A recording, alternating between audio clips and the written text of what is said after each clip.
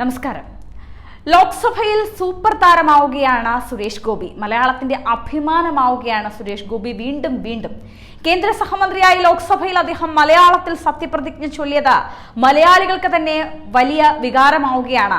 ലോക്സഭയുടെ ചുവരുകളിൽ ഇടിമുഴക്കം പോലെ മലയാളികളുടെ അഭിമാനമായി സുരേഷ് ഗോപിയുടെ മാസ സത്യപ്രതിജ്ഞാ പ്രകടനം. തനി കേരളീയ വസ്ത്രത്തിലാണ് അദ്ദേഹം സത്യപ്രതിജ്ഞയ്ക്ക് എത്തിയത്.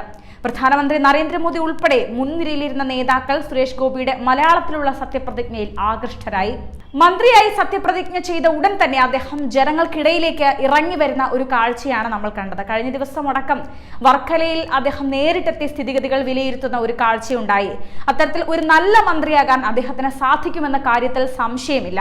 കേന്ദ്ര സഹമന്ത്രിമാരിൽ മൂന്നാമതായാണ് സുരേഷ് ഗോപി സത്യപ്രതിജ്ഞ ചെയ്തത്.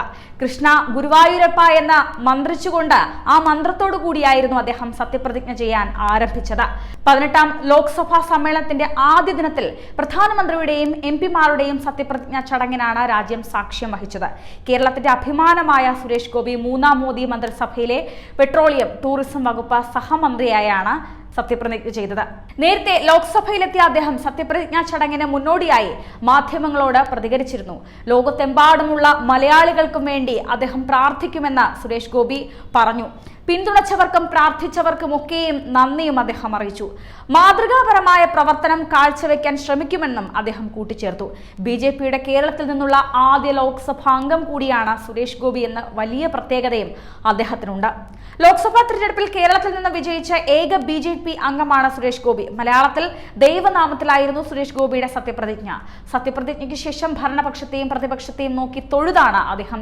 വളരെ തന്മയത്വപരമായാണ് അദ്ദേഹം ഇത്തരം കാര്യങ്ങളൊക്കെ നോക്കിക്കാണുന്നത്. ഇത്തരം കാര്യങ്ങളിലൊക്കെ അദ്ദേഹം വളരെ ശ്രദ്ധയോടെയാണ് പെരുമാറുന്നത്. മലയാളത്തിലുള്ള അദ്ദേഹത്തിന്റെ സത്യപ്രതിജ്ഞ ഇപ്പോൾ വലിയ രീതിയിൽ ചർച്ചയാവുകയാണ്. ശ്രീ സുരേഷ് ഗോപി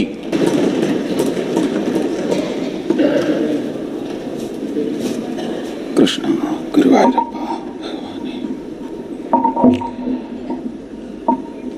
ലോകസഭയിലെ അംഗമായി തെരഞ്ഞെടുക്കപ്പെട്ടിരിക്കുന്ന സുരേഷ് ഗോപിയായ ഞാൻ നിയമപ്രകാരം ഏർപ്പെടുത്തപ്പെട്ട ഇന്ത്യൻ ഭരണഘടനയോട് യഥാർത്ഥമായ വിശ്വാസവും കൂറും പ്രദർശിപ്പിച്ചു കൊള്ളാമെന്നും ഇന്ത്യയുടെ പരമാധികാരത്തെയും അവിഛിന്നതയെയും നിലനിർത്തിക്കൊള്ളാമെന്നും ഏറ്റെടുക്കുവാൻ പോകുന്ന കർത്തവ്യം വിശ്വസ്തമാം വണ്ണം നിർവഹിച്ചു കൊള്ളാമെന്നും ദൈവത്തിൻ്റെ പേരിൽ പ്രതിജ്ഞ ചെയ്തു കൊള്ളുന്നു.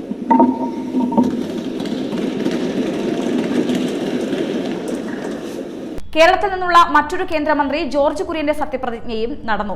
കേരളത്തിൽ നിന്നുള്ള മറ്റ് MP-മാരുടെ സത്യപ്രതിജ്ഞ ഇപ്പോൾ വൈകുന്നേരത്തോടുകൂടി നടക്കുമെന്നാണ് റിപ്പോർട്ട്. തെരഞ്ഞെടുപ്പിന് ശേഷമുള്ള 18ാം ലോക്സഭയുടെ ആദ്യ സമ്മേളനത്തിന് മുന്നോടിയായി MP-മാരെ പ്രധാനമന്ത്രിയാണ് സ്വാഗതം ചെയ്തത്. ഇന്ത്യൻ ജനാധിപത്യത്തിന്റെ ചരിത്ര ദിനത്തിനാണ് ഇന്ന് രാജ്യം സാക്ഷ്യം വഹിച്ചതെന്നും പുതുതായി തെരഞ്ഞെടുക്കപ്പെട്ട MP-മാർക്ക് എല്ലാവർക്കും ആശംസകൾ നേരുന്നുവെന്നും പ്രധാനമന്ത്രിയും പറഞ്ഞു. രാവിലെ 11 മണിക്ക് ആരംഭിച്ച സമ്മേളനത്തിൽ പ്രധാനമന്ത്രി നരേന്ദ്രമോദിയും MP-മാരും അടക്കം സത്യപ്രതിജ്ഞ ചെയ്തു. പുതിയതായി തിരഞ്ഞെടുക്കപ്പെട്ട എല്ലാ MP-മാരെയും ഞാൻ സ്വാഗതം ചെയ്യുന്നു. ഇന്ത്യൻ ജനാധിപത്യത്തിന്റെ ചരിത്ര മുഹൂർത്തത്തിലൂടെയാണ് നാം ഇപ്പോൾ കടന്നു പോകുന്നത്. കാരണം 60 വർഷത്തിനു ശേഷം മൂന്നാമതും ഒരേ സർക്കാരിന് ജനങ്ങൾ വീണ്ടും പിന്തുണ നൽകിയിരിക്കുകയാണ്. രാജ്യത്തെ നല്ല രീതിയിൽ നയിക്കാൻ എല്ലാവരുടെയും പിന്തുണ അനിവാര്യമാണ്. ജനങ്ങൾക്കായി മികച്ച ഭരണം കാഴ്ചവെക്കാൻ നിങ്ങൾക്ക് സാധിക്കട്ടെ എന്നും പ്രധാനമന്ത്രി പറഞ്ഞു. എല്ലാവർക്കും ആശംസകൾ നേരുന്നു എന്നും പ്രധാനമന്ത്രി പറഞ്ഞുകൊണ്ടാണ് സത്യപ്രതിജ്ഞ ആരംഭിച്ചത്.